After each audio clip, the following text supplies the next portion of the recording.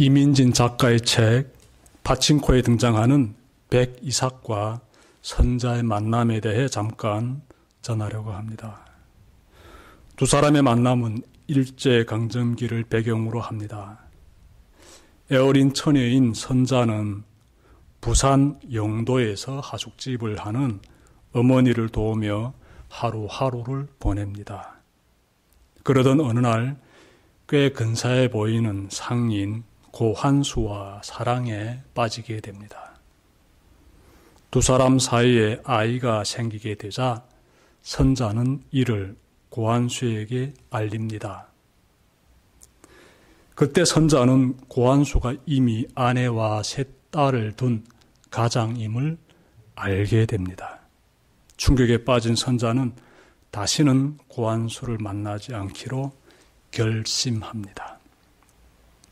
한편 하숙집에 머물고 있던 평양 출신의 목사 백이삭은 선자가 처한 안타까운 상황을 알게 됩니다. 그는 애어린 선자가 거친 세상에서 홀로 아이를 키우며 살아가야 할 것을 걱정하며 그녀를 도와주기로 결심합니다. 그는 임신한 선자와 결혼하여 함께 일본 오사카로 이주하려고 합니다. 선자로서는 백이삭의 선의가 눈물 겹도록 고마웠을 것입니다. 선자는 이제 선택해야 합니다. 백이삭을 따라 일본으로 건너갈 것인지 아니면 이곳에 엄마와 함께 살 것인지를 결정해야 합니다. 선자는 타국에서 모진 시련을 이겨내는 그러한 삶을 선택하게 되고요. 이어지는 그녀의 삶을 보게 되면 정말 담찹니다. 이러한 부분에 대해서는 여러분들이 나중에 기회 되실 때 책을 통해서 찾아보시길 바랍니다. 중요한 것은 제가 이러한 백이삭과 이 선자의 이러한 만남, 그리고 두 사람이 일본으로 떠나는 그러한 모습을 보면서 인간의 선택이 참 중요하겠다라는 부분을 전해드리고 싶었습니다. 선자는 아주 중요한 선택을 했는데 그녀의 인생을 보게 되면은 꽤 잘한 선택이었습니다. 룻기를 보면 선택하고 또 선택하며 살아가는 우리의 인생이 그려집니다. 베들레헴의 흉년이 들자 엘리멜렉과 나오미는 고향을 떠나 모압 땅에 이주하기로 결정했습니다. 제가 앞서 전해드렸지요. 그곳에서 남편과 두 아들을 잃은 나오미는 베들레헴에 풍년이 들었다는 소식을 듣자 귀국을 선택하였습니다. 그녀는 두 며느리가 함께 동행하려고 하자 그녀들을 친정집으로 돌려보내려고 마음을 먹습니다. 나오미의 거듭되는 강구에 두 며느리 중 한 사람은 친정으로 돌아가고 다른 한 며느리는 끝까지 남게 됩니다. 오늘은 이 부분에 대해 전해드리려고 합니다. 어머니와 함께 끝까지 동행하려는 며느리의 이름은 룻입니다. 룻. 당시 그녀의 심정에 대해 좀 찾아보고 싶은데 잠깐 제가 말씀드린 파친코에서 그 선자는 감사한 마음으로 백이삭과의 동행을 선택했는데 당시 룻은 성경의 시대에 오늘 본문에서 등장하는 룻은 어떤 심정으로 나오미와 동행했을까? 우리 함께 좀 찾아봤으면 좋겠습니다. 제가 16절 말씀 읽겠습니다. 그러자 룻이 대답하였다. 나더러 어머님 곁을 떠나라거나 어머님을 뒤따르지 말라 돌아가라고는 강요하지 마십시오. 어머님이 가시는 곳에 나도 가고 어머님이 머무시는 곳에 나도 머무르겠습니다. 어머님의 결례가 내 결례이고 어머님의 하나님이 내 하나님입니다. 여기서 룻은요, 신앙의 중요한 4가지 주제를 다루고 있습니다. 하나하나 말씀드릴게요. 첫째는 동행입니다. 동행. 룻은 어머니와 끝까지 동행하려고 합니다. 그녀는 시어머니가 가려는 곳이 어떤 곳인지 거의 모릅니다. 오늘날 같으면 인터넷으로 검색이라도 할 수 있으련만 당시로서는 시어머니로부터 들은 것이 전부예요. 필경 나오미가 며느리와 함께 살 때 자신의 고향인 베들레헴에 대해서와 그리고 자신이 속한 이스라엘 민족에 대해서 전해 주었을 것입니다. 룻은 어머니에게서 들은 것이 전부입니다. 그럼에도 불구하고 룻은 시어머니와 동행하며 산설고 물설은 이국 땅으로 들어가려고 합니다. 그녀는 어머니가 가시는 곳에 나도 가겠습니다. 이렇게 말하고 있어요. 어머니와 끝까지 동행하려는 룻의 결단, 참으로 귀한 결단입니다. 이러한 결단을 보면 이번 주일에 있은 재직회가 떠오릅니다. 그날 저는 많은 감동을 받았습니다. 교회 이전을 놓고 서로 의논하는 시간을 가졌는데 여러 재직들이 목사님의 결정을 따르겠다고 말했습니다. 미흡한 종을 신뢰하며 끝까지 함께하려는 재직들의 모습을 보며 많은 감동도 받았고 또 한편 무거운 책임감도 느꼈습니다. 재직들이 보기에 담임 목사인 제가 예수님의 말씀을 따라 살려고 하고 예수님의 몸된 교회를 어떻게 하나 잘 세우려고 애쓰고 있다고 판단되었기에 이러한 발언을 하게 되었을 것입니다. 여러분, 어머니가 가시는 곳에 나도 가겠습니다 라는 이 룻의 고백을 보며 우리는 예수님이 가시는 곳에 나도 가겠습니다 라고 고백하고 있는지 돌아봤으면 좋겠습니다. 찬송가 323장 2절에 아골골짝 빈들에도 복음 들고 가오리다 라는 가사가 나옵니다. 여기서 아골이란 재난이라든지 고통이라든지 이런 것들을 의미하고 있는데 그러니 삶이 매우 괴롭고 고통 가운데 처했을지라도 복음 전도자의 삶을 살겠다는 각오가 가사 속에 담겨 있습니다. 우리의 믿음도 이와 같아야지요. 삶이 평탄할 때에는 누구나 믿음이 괜찮아 보입니다. 하지만 시련이 닥치면 그때 믿음의 상태가 드러납니다. 시련은 우리의 믿음의 상태를 다 여실없이 드러내줍니다. 여러분, 룻을 바라보며 비록 현재의 삶이 힘들지라도 끝까지 주님과 동행하시기를 바랍니다. 네. 두 번째로 우리가 발견하게 되는 신앙의 중요한 주제가 있는데 그것은 거주입니다. 거주. 룻은 항상 어머니와 함께 거주하겠다고 말합니다. 말씀 보십시오. 어머님이 머무시는 곳에 나도 머물겠습니다. 이렇게 룻이 말하고 있습니다. 이 말인즉은 어머니가 가난하여 초막에 머무를지라도 기꺼이 함께 지내겠다는 의지입니다. 의지. 룻은 어머니의 수중에 아무것도 없다는 것을 누구보다 잘 알고 있습니다. 어머니가 비록 가진 것이 없지만 어머니와 함께 머물고자 합니다. 한마디로 고난을 자처합니다. 룻이 앞서 어머니가 가는 곳에 나도 가겠다고 함으로써 어머니의 외부 활동에 동참하겠다고 결단했다면 이번에는 어머니가 머무는 곳에 나도 머물겠다고 함으로써 어머니와 내부 활동에 동참하려고 합니다. 겉으로 보여지는 신앙과 내면의 신앙을 모두 알려면 여러분 그 사람과 같이 살아보면 됩니다. 만약 나오미의 삶이 밖에서는 하나님을 믿는 사람 같은데 집에서는 정반대였다면 룻이 이런 선택을 하지 않았을 것입니다. 나오미는 룻이 시어머니와 머물기를 원할 정도로 하나님 백성의 반듯한 삶을 일관되게 보여줬던 것입니다. 룻은 나오미의 이런 삶을 보았기에 나오미와 함께 머물기를 소원하고 있는 것입니다. 나오미가 룻의 삶에 굉장한 영향력을 행사할 수 있었던 비결은 비록 이방 땅에서 온갖 고통을 겪으면서도 늘 하나님을 모시고 살았기 때문입니다.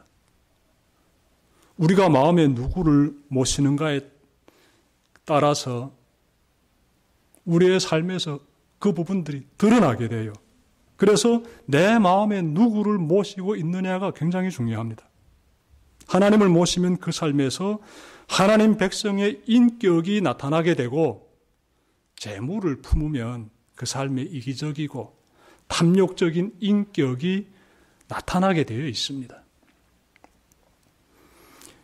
예수님은 우리의 삶 가운데 거주하기를 원하십니다. 요한계시록 3장 20절에서 예수님은 이렇게 말씀하십니다. 내가 문 밖에 서서 문을 두드리고 있다. 누구든지 내 음성을 듣고 문을 열면 나는 그에게로 들어가서 그와 함께 먹고 그는 나와 함께 먹을 것이다. 우리가 예수님을 영접하면 우리의 마음에 예수님이 계심으로 예수님을 본받는 그러한 인격으로서 우리가 변화되게 됩니다. 그때의 모습은 밖에서의 삶과 집 안에서의 삶이 일치하게 됩니다. 이것이 진짜 예수님을 믿는 그리스도인의 모습이에요. 우리가 이런 모습을 지녔을 때 룻이 변화되어 나오미와 함께 머물기를 원했듯이 불신자들도 변화되어 우리와 함께 머물기를 소원하게 됩니다.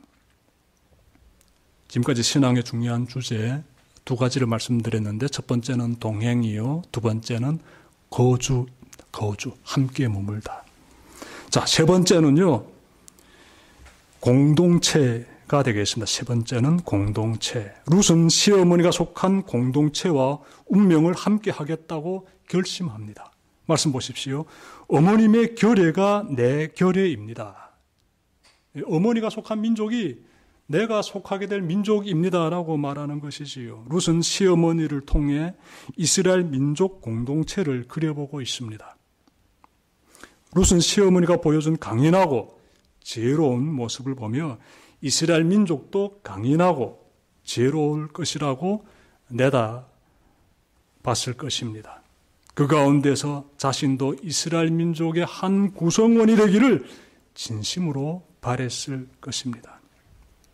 인간은 태어나는 순간부터 공동체의 필요성을 절감합니다.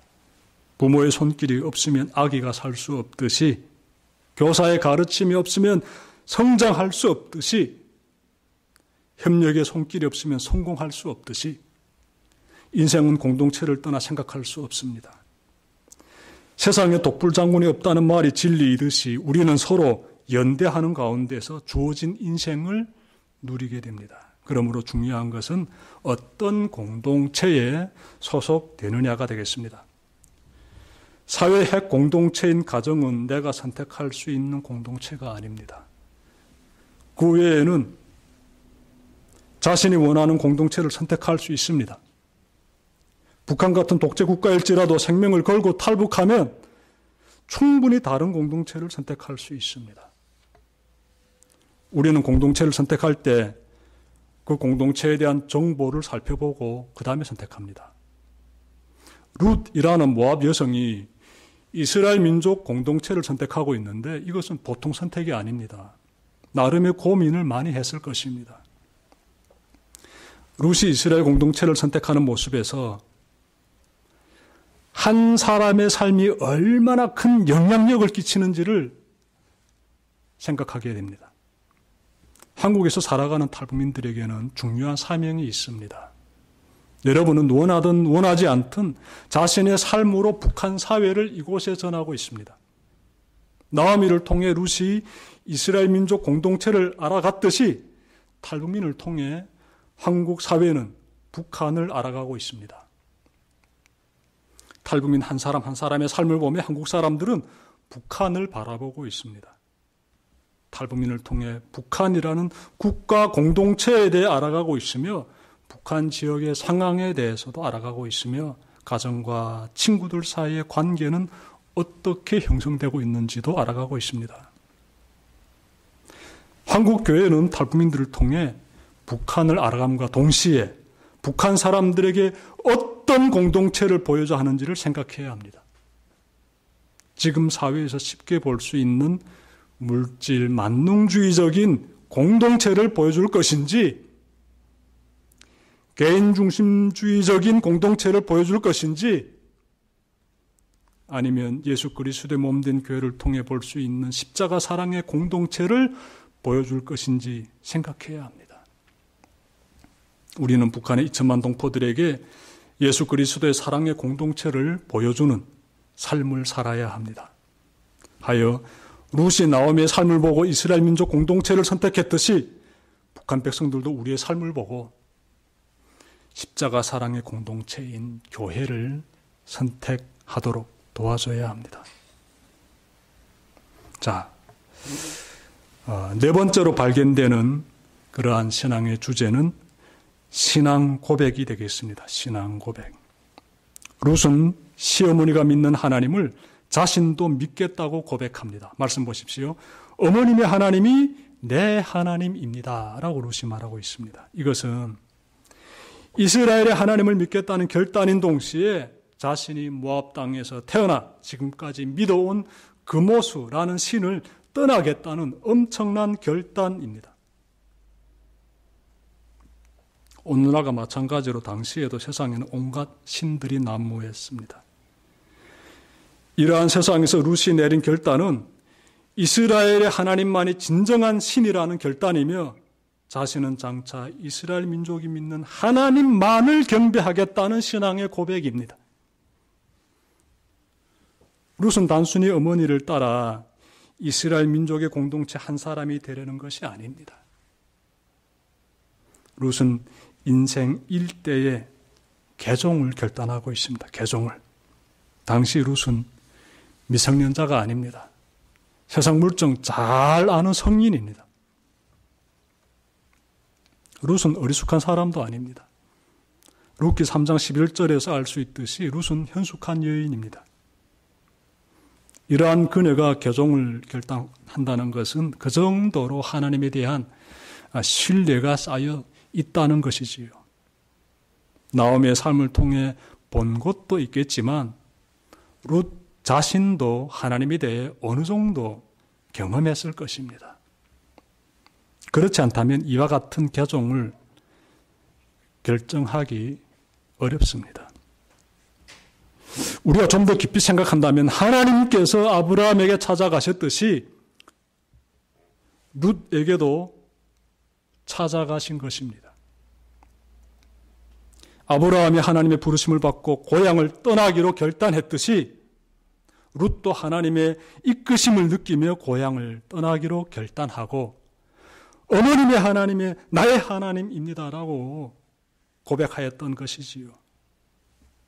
저는 30살이 될 때까지 무신론자로 살았습니다. 북한 사람들은 김일성을 신으로 숭배했다고 하는데 잘못된 생각입니다. 북한 사람들은 김일성을 신으로 숭배한 것이 아니라 신처럼 숭배했습니다. 한마디로 김일성도 우리와 같은 인간이며 그가 인민을 위해 자신을 희생시켰기에 우리는 그를 존경하며 충성으로 보답해야 한다고 생각했습니다. 이런 사회에서 주입받은 교육은 철저한 무신론 교육이었습니다.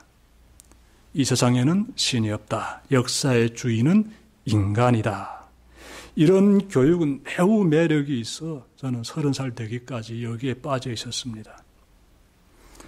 제가 무신론자에서 유신론자로, 즉 하나님 믿는 사람으로 방향 전환하게 된 것은 하나님을 만났기 때문이에요.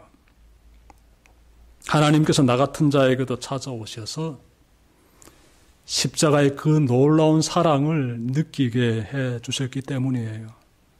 그때 비로소 저는 하나님은 이스라엘 민족만의 하나님이신 것이 아니라 나의 하나님도 되시고 온 인류의 하나님도 되심을 깨닫게 되었습니다. 룻도 다를 바 없습니다. 하나님께서 이방의 한 여인, 남편 잃고 시어머니와 살아가던 그 여인에게 찾아가세요. 이스라엘의 하나님이 이스라엘 민족만의 하나님이 아닌 온 인류의 하나님 되시고 룻의 하나님도 되심을 알게 해주신 것이지요.